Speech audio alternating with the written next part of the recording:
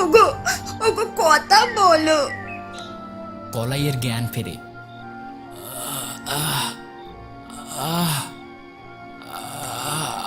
আমি আমি কোথায়? তুমি তুমি আমার কোলে এখন, আর কিচ্ছু হবে না।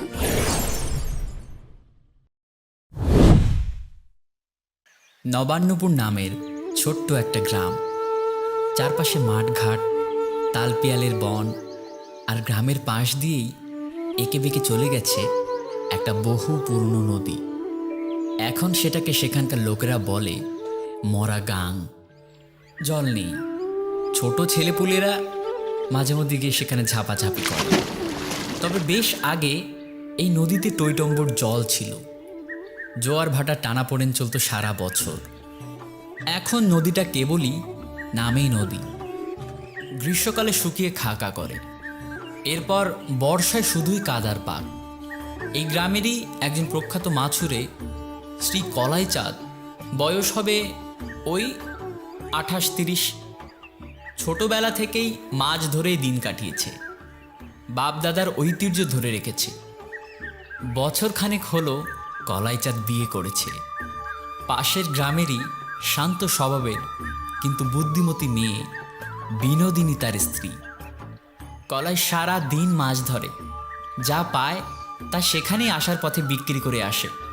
তারপর চাল, নুন, তেল ইত্যাদি কিনে সন্ধে হলে ফিরে আসে নিজের কুঁড়ে ঘরে। সংসার বড্ড সাদামাটা, কিন্তু তাতে তাদের তৃপ্তির কোনো অভাব নেই। কিছুদিন আগেই কলাইয়ের এক কঠিন জ্বর ধরেছিল। দিনরাত গায়ে আগুন জ্বলত, বিছানা ছেড়ে উঠতে পারত না, মাঝে মাঝে অজ্ঞান হয়ে পড়ত। সেই সময় বিনোদিনী তার যেন ছায়া হয়ে পাশে থেকেছে। কবিরাজ, ওঝার ঝাড়ফুঁক থেকে শুরু করে জলপট্টি, গা মালিশ, এমনকি নিজের বিয়ের সময় পাওয়া ছোট্ট সোনার আংটিটা বন্ধক রেখেছে শুধুমাত্র কলাইকে সুস্থ করে তুলতে। সেইভাবেই একদিন সুস্থ হয়ে উঠল কলাই চাঁদ। বুঝলে বিনু, মাঝে মাঝে মনে হয় এই জীবন ছেড়িয়ে একদম বিদে হই, আর ভালো লাগে না। উফ, ও কথা একদমই বলবে না গা। জীবনে এখনো মেলা পথ বাকি। আর তুমি যদি এমনটা বলো, আমার কি হবে ভেবে দেখেছো কখনো? না না, খালি নিজেকে ছোট্ট লাগে গিন্নি। ভাবি ভাবি তোমায় আমি কি সুখই বা দিতে পারছি। গায়ে একটা গয়না নেই, 2খান শাড়ি, তা বড্ড ফ্যাকাশে হয়ে গেছে গা। কদিন আগে অসুখে পড়লে বাবার দেয়া সোনার জিনিসটাও রেখে দিলে গা। তাক তাক, এসেছে আমার নাদের আলী, তোর মুখে পড়ুক এক গাদা চুনকালি। দেখেছো, তুমিও আমাকে রহস্য করছো। এই জীবনটা বড্ড তামাশা ভরা। এই এই রে, আমি আবার কখন কি করলাম? আয় আয়, কাছে আয় দেখিনি। স্বামীজি আমার নাক করেছে। এদিকে সরে এসো বলছি। এক্ষুনি। আসছি তো। তুমি অত চিন্তা করো না গা। আজকের রাত একদম ভালো লাগছে না কিন্নি। আমি বেশ শান্তিতেই আছি, কিচ্ছুটি মনে হয় না। শাড়ির রংটা ফ্যাকাশে হয়েছে বটে, কিন্তু কে দেখছে? আর গয়না পরে কেউ তাকে নাকি? আমি গায়ের মেয়ে। নাও, এবার ঘুমিয়ে পড়ো। কাল আবার নৌকো নিয়ে গাঙ্গে যাইবে মাছ ধরতে। আর এই চুনকালি ওটা নয় গো, যেটা তুমি ভাবছো। ঘুমাও দেখি। আমি হাওয়া করছি। মনে মনে প্রতিজ্ঞা করল একদিন অনেক মাছ ধরে সেই আংটিটা ছাড়িয়ে এনে তুলে দেবে বিনোদিনীর হাতে। সেই উদ্দেশ্যেই একদিন সকালে মাছ ধরতে যাওয়ার প্রস্তুতি নিল কলাই চাঁদ। বিনু, ও বিনু, একটু ভাত দে তো, আজ ফিরতে দেরি হবে। কোথায় যাবে গো আজ? ভাবছি নদীর পশ্চিম পাড়ে যাব। শুনছি ওই শ্মশান ঘাটের কাছে এখন নাকি ভালো মাছ ধরা পড়ে জালে। ওই শ্মশান ঘাটে? বিনোদিনী থমকে যায়, মুখটা কালো করে বলে, ও মা, না না না, ওদিকে যেও না গো তুমি। কেউ এখন ওদিকে যায় না আর। ওরে বিনু রে, আমরা তো মৎস্যজীবী জাত রে জাত। কত কি হয় শুনেছি। এই মরা গাঙে আমাদের বাপ দাদারা চষে ফেলেছে একেবারে। কি আর হবে গা, তারপর দেখি যদি তাড়াতাড়ি মেলে বাড়ি চলে আসবো ক্ষণে। তুই দে, দুটো ভাত দে। গামছায় ভাত মুড়ে দেয় বিনু, সঙ্গে আলু সেদ্ধ আর একটু শুকনো লঙ্কা। বলে, কিদের সময় কে নিও, বেশি দেরি করো না কিন্তু। কলাই জাল আর একটা বাঁশের তৈরি মাছের জালি নিয়ে বেরিয়ে পড়ে। আজ শ্যামলদের ডিঙি নৌকাটা নিয়েছে সে। দুপুর গড়িয়ে যায়, কয়েকটা চারাপোনা ছাড়া কিছুই জালে ওঠে না। রোদে পুড়ে হতাশ হয়ে সে নৌকা পাড়ে বেঁধে এক গাছতলায় বসে পড়ে। গামছায় বাঁধা ভাত বের করে সে আস্তে আস্তে খেতে থাকে আর নিজের মনে মনে বলে, বাহ বাহ বাবা বাবা বাহ, গিন্নির রান্না যেন অমৃত। বলে মুচকি হেসে ওঠে কলাই। তখনই তার চোখে পড়ে একটু দূরে একটা লোক দাঁড়িয়ে আছে, সাদা গামছা পরে আধছেঁড়া গেঞ্জি গায়ে, চোখ দুটো কেমন যেন কুচকে তাকিয়ে আছে। কলাই একটু অবাক হয়, এদিকে তো বাড়িঘর নেই, লোকটা এলো কোথা থেকে? কি মশাই, কাউকে খুঁজছেন নাকি? এমন কড়া চোখে তাকিয়ে আছেন কেন? লোকটার ঘাড় একটু কাত করে হাসে আর বলে, মাছ মিলল না আজকে? হ্যাঁ, কলাই চমকে যায়। লোকটা জানলো কি করে যে সে মাছ ধরতে এসেছে? পরে ভাবে নৌকা আর জাল দেখেই বুঝিয়ে ফেলেছে বোধহয়। না গো, আজ আর উঠল না। এত আশা নিয়ে এলুম, অথচ একটা ভালো মাছও জোটেনি। লোকটা তখন একটু বিদঘুটে ভাবে হেসে ওঠে।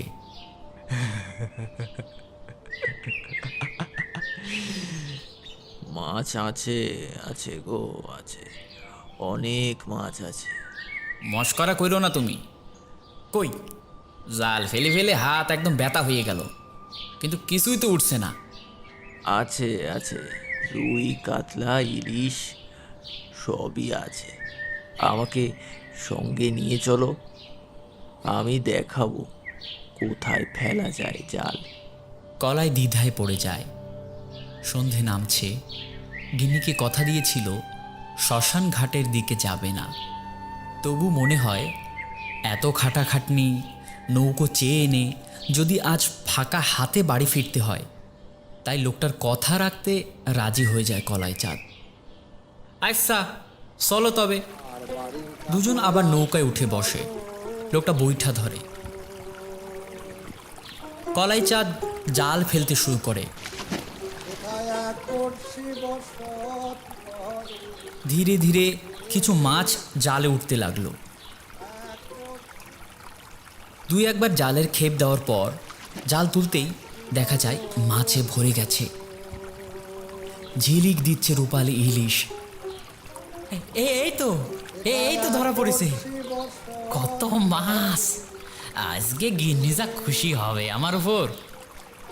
ভীষণ আনন্দে চেঁচিয়ে ওঠে কলাই চাঁদ।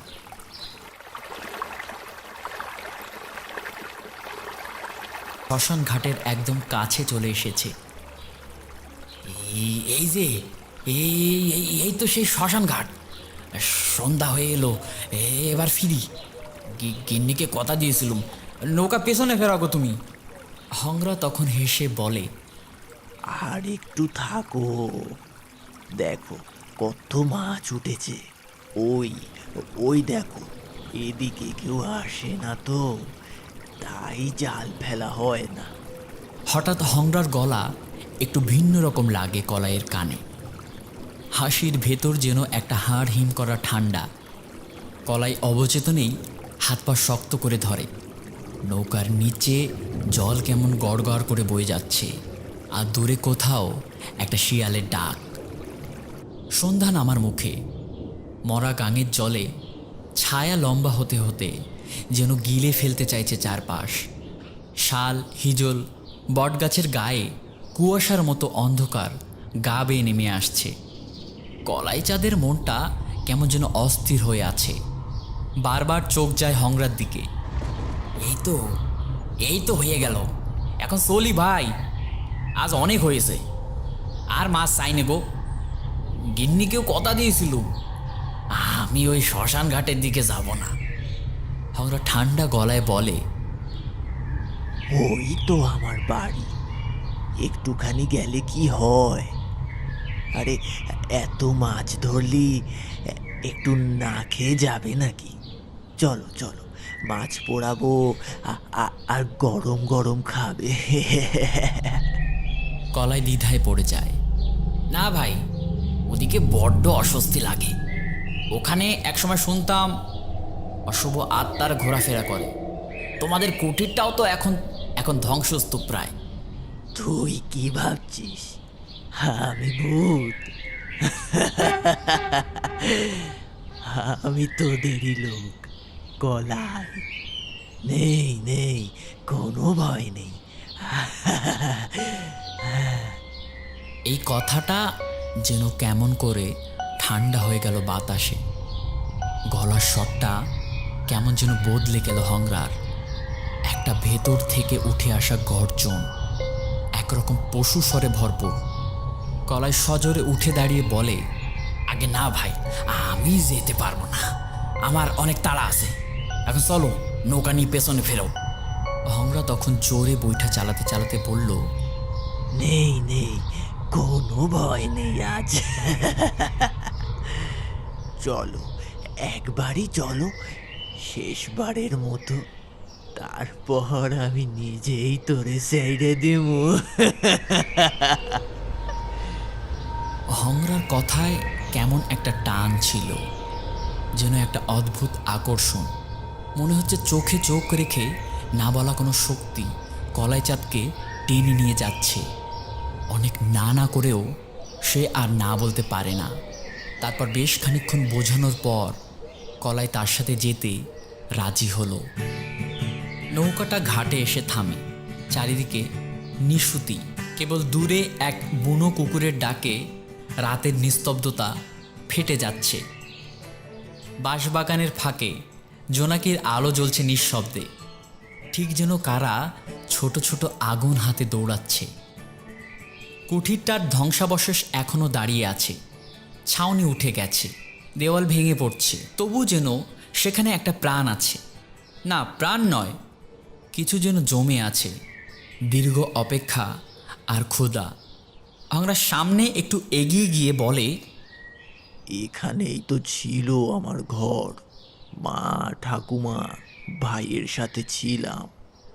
একদিন বন্যায় সব ভেসে গেল, তারপর আমি একা হয়ে গেলুম। সেই থেকে আমি আর মানুষ ছিলাম না। কলাই এবার চমকে যায়। মানে কি কি বলছো তুমি? হংরা ধীরে ধীরে পিছন ফিরে দাঁড়ায়। গলার স্বর কেমন যেন ঘেটে ওঠে, চোখ দুটো রক্তচোখা হয়ে ওঠে। মাছ খেতে আমার খুব ভালো লাগতো, কিন্তু কিন্তু গরিবের ঘরে মাছ কই। তাই আমি মাছ খাইতাম, অন্যের শরীর থেকে, তার রক্ত থেকে, তার মাংস থেকে। তখনই ঝড় শুরু হয়। বাতাসে পাতার ফিসফিস শব্দে মাঝে মাঝে অদৃশ্য কান্না। বাঁশের ঝাড়ে কারা যেন হঠাৎ হেসে উঠছে, একটা বিদঘুটে চিৎকার। কলাই এসব দেখে তখন ঘেমে গেছে, গা কাঁপছে তার। সে ছুটে পালাতে চায়, কিন্তু তার পা যেন মাটিতে আটকে গেছে। তুমি তুমি তার মানে মানুষ না? তখন শুরু হয় এক ভয়াবহ সংঘর্ষ। কলাই প্রাণপণে হাত পা ছুড়ে পালাতে চায়, কিন্তু হংরার শক্তি একটা মানুষের চেয়ে অনেক বেশি। একটা হিংস্র হালকা ধোঁয়া যেন বেরিয়ে আসে হংরার গলা থেকে।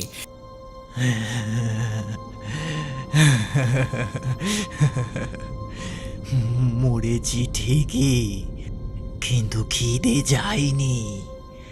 খিদে এখনো রয়ে গেছে। আর আজ আমি পেয়ে গেছি একখানা শরীর। তোর শরীর। তোর গন্ধে মাছের গন্ধ, প্রাণের গন্ধ। তুই এখন থেকে আমি, আর আমি তুই না।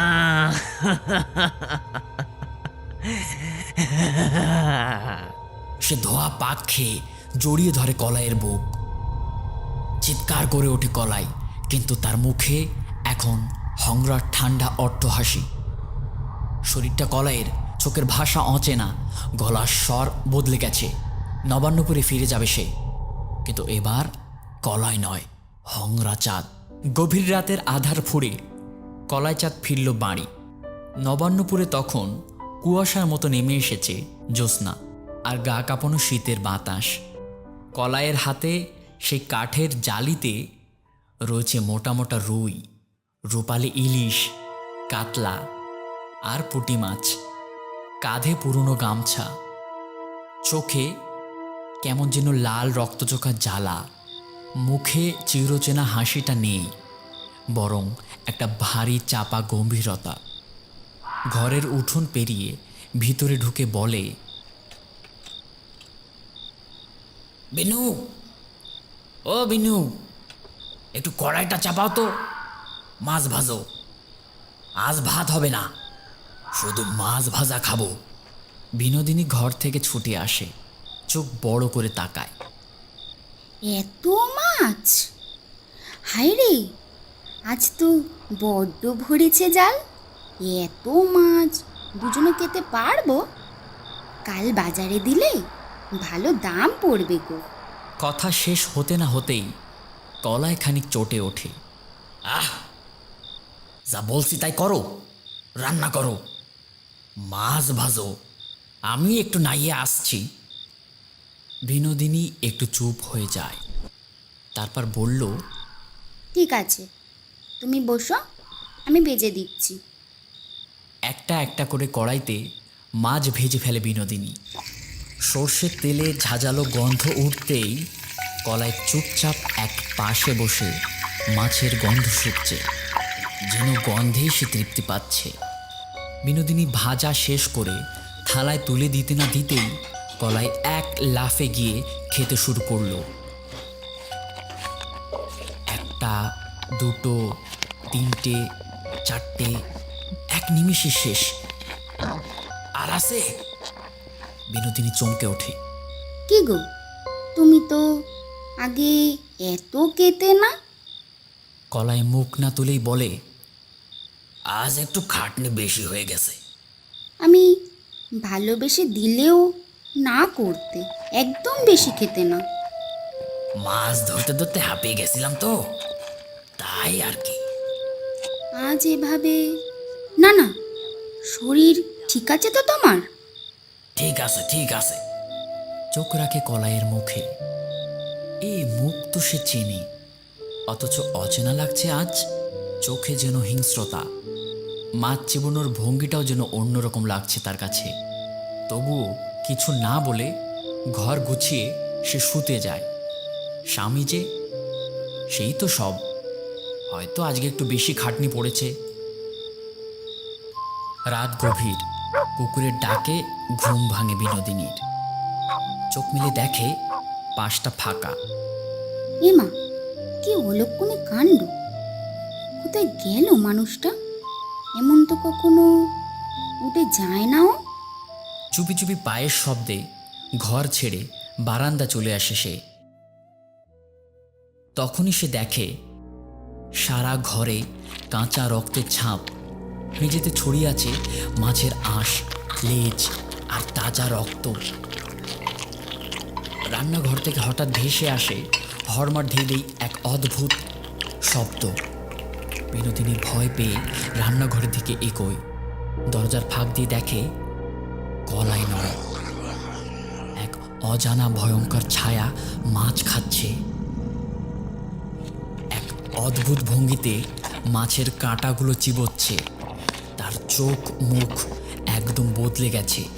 চোখের মনি স্পষ্ট দেখা যাচ্ছে লাল, মুখে রক্ত লাগানো, গড়িয়ে গড়িয়ে পড়ছে জিভের পাশ দিয়ে। এক হাতে কাঁচা মাছ তুলে কামড়ে কামড়ে খাচ্ছে সে পিশাচের ভঙ্গিতে। মাঝে মাঝে হাসছে খিলখিল করে, আর একটা কুসুরে গান গাইছে। রুই কাতলা ইলিশ মাছ, তুই আমার কথা শুনিস? বিনোদিনীর মুখ দিয়ে বেরিয়ে আসে একটা চাপা চিৎকার। হায় ভগবান, এ কি হচ্ছে? সারা ঘর মাছ, আষ্টে রক্ত চেটানো। হায় হায়, ভোলে বাবা রক্ষা করো, আমাদের রক্ষা করো। এক প্রকার নিজেকে বুঝে সে সেখান থেকে চলে যায়। সেই মুহূর্তে হংরা বা কলাই বুঝে যায় লতিকা সব জেনে ফেলেছে। সে হঠাৎ থেমে যায়, চুপচাপ তাকিয়ে থাকে। ভগবানের নাম করে নিজেকে সামলে নেয়, নিজের চোখের জল গিলে বলে, এবার বুঝতে পারছি আমি সব। পুটিদের বাড়ির উলোটাও না পাজি এক্কেবারে। হায় রে কপাল, সব মাছ কেই নিল রে। এই কথা শুনে হংরা একটু থেমে হালকা হেসে ফেলে।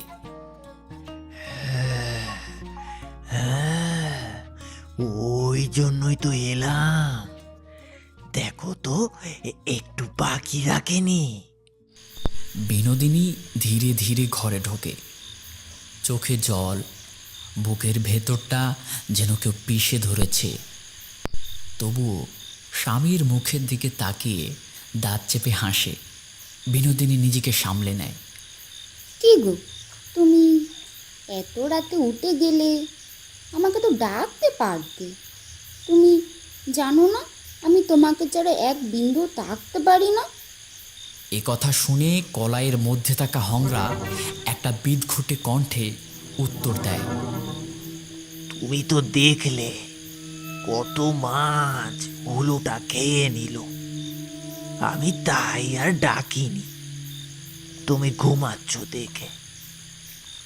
আর অন্যদিকে বিনোদিনী তখন সব সামলে একটা ভাব নেয় যে সে কিছু টের পায়নি, আর বলে, নাও নাও, এবার চুপটি করে ঘুমিয়ে পড়ো তো, কাল আবার নদীতে যেতে হবে যে।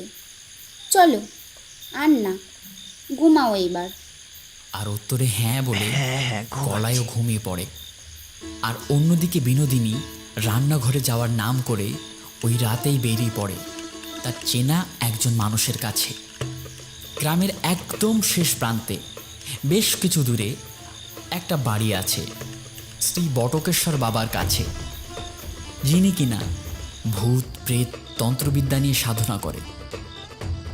হেঁটে হেঁটে যেতে বিনোদিনীর প্রায় সকাল হয়ে গেল। ওদিকে বুদ্ধি করে সে ওদের থাকার ঘরটা খিল দিয়ে একেবারে মোটা কাছে দিয়ে বেঁধে ফেলে এখানে এসেছে। হাজার হোক তার স্বামীকে বাঁচাতেই হবে, সেটাই এখন তার বড় কার্য। একটা কুঠির মতো বাড়ি, চারিদিকে গাছগাছালি ভর্তি, লতাপাতা জড়ানো জায়গা। বিনু কাঠের জীর্ণ দরজায় কড়া নাড়ে। এই যে, কেউ কেউ আছেন? হ্যাঁ, দরজা খুলুন বাবা, দয়া করে দরজা খুলুন। বেশ কিছুক্ষণ গলা ফাটিয়ে ডাকতে ডাকতে দরজার অপর দিক থেকে একজন অল্প বয়সী নারী এসে দরজাটা খ্যাঁচ করে খুলে দেয়। বিনোদিনী মিনতি সুরে বলে, আমাকে বাঁচাও বোন, আহা, শান্ত হও তুমি। আমি বড় বিপদে, দয়া করো। আমাকে খুলে বলো সব। বলতেই সে অজ্ঞান হয়ে পড়ে যায়। চোখ খুলতে দেখে বিনোদিনীর সামনে একজন বৃদ্ধ বাবা, মাথায় পুরু জট পাকানো, হাতে আছে একটা পুরনো ত্রিশূল, সাথে কিছু রুদ্রাক্ষ জড়ানো। সে বিনোদিনীর দিকে কিছুক্ষণ তাকিয়ে বলে, প্রেতাত্মা, এক নদীর চরের প্রেতাত্মা ওর ঘাড়ে বেঁধেছে। এ আর এমন কি ছাড়ান, ওঠ, শান্ত হ মা, আমি আছি তোর সাথে, তোর কোনো ভয় নেই মা। ওরে মা শান্তি, ওকে দুটো মন্ত্রপুত কাল ভৈরবিক বিস্কুট দে। আর দাঁড়িয়ে দাঁড়িয়ে দেখছিস কে, পাগল আমার। ওদিকে হংরার আত্মা সকালে উঠে ছাড় বিছাড়ি করছে। সে ঘরের বাইরে যেতে পারছে না, নিজের শক্তি দিয়ে কলাইকে খুব আঘাত দেওয়ার চেষ্টা করছে। দরজা খোল। সে দূর থেকে দৌড়ে এসে জোরে জোরে দরজায় আঘাত করছে। এক প্রকার দরজা খুলে যায় আর সে বাইরে বেরিয়ে যায়। ওদিকে বিনোদিনী বলে, বাবা, আমাদের আর দেরি করা ঠিক হবে না বাবা, এখনই বেরিয়ে পড়া যাক। হ্যাঁ মা, চল। ওরে শান্তি, ওরে ও শান্তি, আমার মালটা এ ব্যাগটা দে রে, দেরি করিস না আর। হ্যাঁ বাবা, দিচ্ছি, এই নাও। চল মা চল, বেরিয়ে পড়ি, আর দাঁড়ানো ঠিক হবে না। ওদিকে বিনোদিনী আর বাবা কিছুক্ষণ হেঁটে তারপর মূল রাস্তায় চলে এলে একটা জুড়ি গাড়িতে উঠে নবান্নপুর যাওয়ার উদ্দেশ্যে রওনা হলো। ওদিকে হংরা দাপিয়ে বেড়াচ্ছে সারা বাড়ি। ওর শুধু মাছ চাই, কাঁচা বা ভাজা মাছ। এক প্রকার নিজের বাড়ি থেকে বেরোতেই পাশে পুটিদের বাড়ি। পুটির দিদিমা তখন মাছ ভাজছে। গন্ধ নাকে আসতেই হংরার আর বুঝতে বাকি রইল না।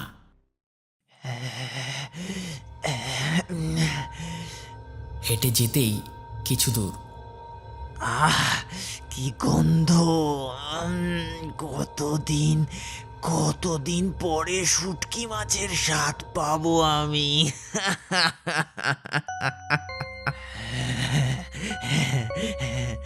যাই যাই যাই, ওই দিক থেকেই তো আসছে গন্ধটা। একটা কাঠের ভাঙা জানলা দেখতে পেল। এই তো এই তো, এইবারে জমিয়ে খাবো। উল্টো দিকে পুঠির দিদিমা মনের আনন্দে গান গাইছে আর শুটকি মাছ ভাজছে। তোমার সাথে আমার আর দেখা হলো না, তোমার সাথে আমার আর এই তো এই তো, এবারে জমিয়ে খাবো। ও প্রিয়, তোমার সাথে আমার আর দেখা হলো না, কেন ফেলে চলে হারামজাদি গেলে বুড়ি গান মারাচ্ছে খুব। আমায় রেখে? এখন এই মালটাকে তাড়াই কি করে? দে দে দে দে, ওর কড়াইতে থাকা খুন্তিটা ফেলে দি। এই এই এই, কি যে হয়েছে আজকাল! গেল গেল গেল, আমার কুন্তিটা নোংরা হয়ে গেল রে। হায় ভগবান, আবার কুয়োর ধারে যেতে হইবে। বুড়ো বয়সে আর পারিলা বাপু। ওরে পুটি, তোর মাকে নিয়ে গেছে, এবার আমাকেও না নিয়ে যায় রে ভগবান। এই বলে বুড়ি খুন্তিটা নিয়ে বেরিয়ে যায় বাইরে কুয়োর ধারে। আর অন্যদিকে জানলা ভেঙে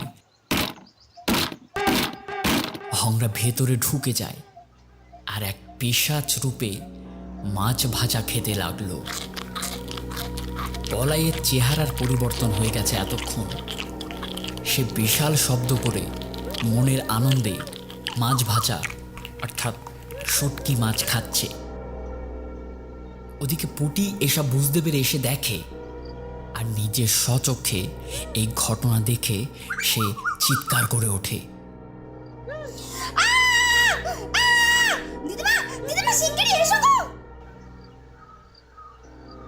বটকেশ্বর বাবা আর লতিকা তখন এসে তাদের বাড়ির সামনে নেমেছে। আর সে যে বাড়ি নেই তা বুঝতে তখন তাদের এক মুহূর্ত সময় লাগেনি।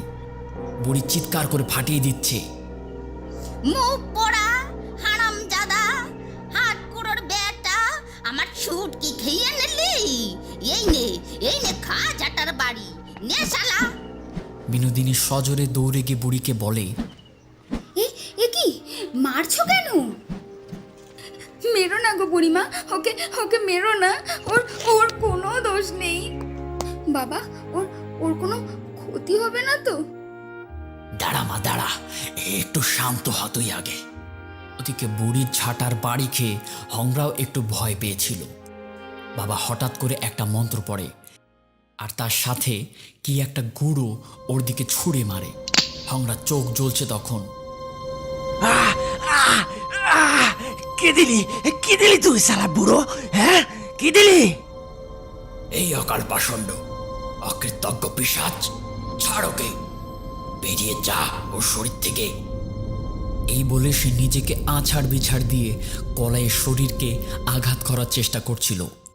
কিন্তু এ তো হিমালয়ান বাবা, সে দূর পাহাড়ে বরফে ঢাকা হয়ে ধ্যান করে সাধনা করেছেন। হাত উপরের দিকে তুলে একটা মন্ত্র উচ্চারণ করতেই ওম ভ্রুম ক্রিম হ্রিম চামুণ্ডায় পিশাচ খান বিনাশম ফট। ওম ভ্রুম ক্রিম হ্রিম চামুণ্ডায় পিশাচ খান বিনাশম ফট। মুহূর্তে আকাশ থেকে মেঘের ফাঁক দিয়ে নেমে এলো এক মহা অস্ত্র। এ যেন স্বয়ং ভগবানের দান। দিনের বেলা ভোর দুপুরের চটচটে আলো, আকাশ হঠাৎই মেঘে ছেয়ে গেল, একদম কালাটে ভাবে আচ্ছন্ন। বাবা মন্ত্র পড়ছে, ওম ভ্রুম ক্রিম হ্রিম। চারিদিকে অন্ধকার, বাতাসের গতিবেগ বেড়ে গেল। বিনোদিনী একটু ভয় পেয়ে বলে উঠল, বাবা, ওর কোনো ক্ষতি হবে না তো? বাবা হেসে বলে, ওরে পাগল মেয়ে, তোর সাহায্যে তো এসেছি, তোকে কেন ক্ষতি করবো আমি? তুই একটু শান্ত হ মা। হংরা চিৎকার করছে, নিজেকে লাফিয়ে লাফিয়ে আছাড়ি বিছাড়ি খাচ্ছে যাতে কলাইয়ের আঘাত লাগে। যাব না আমি এই শরীর ছেড়ে।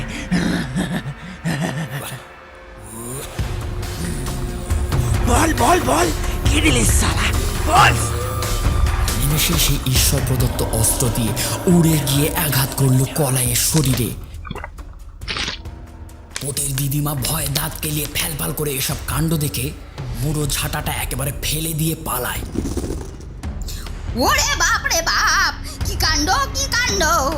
কৃষ্ণ কৃষ্ণ কৃষ্ণ, বাঁচাও বাঁচাও, আমাকে বাঁচাও, মরুক গে ওরা, মরুক গে, আমি ঘরে যাই, মেঘো মে। চারিদিক এখন শান্ত। হংরার প্রেতাত্মা এখন পাশেই বন্দী, নড়ছে না, চড়ছে না।